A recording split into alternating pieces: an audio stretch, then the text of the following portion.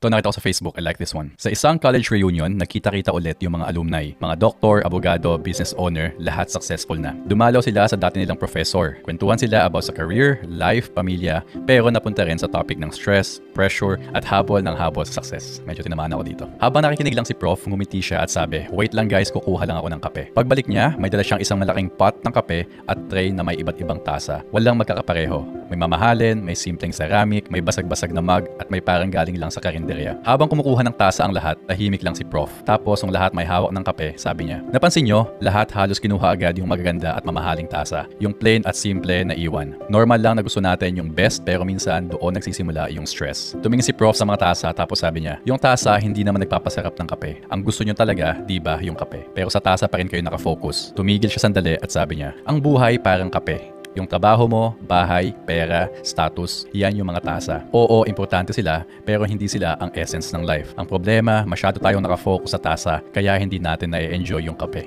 I love that one. Ngumiti si Prof at sabi niya, tandaan nyo, hindi porket kompleto ka sa lahat, masaya ka na. Pero yung marunong magpasalamat at mag-appreciate sa meron sila, sila talaga yung masaya.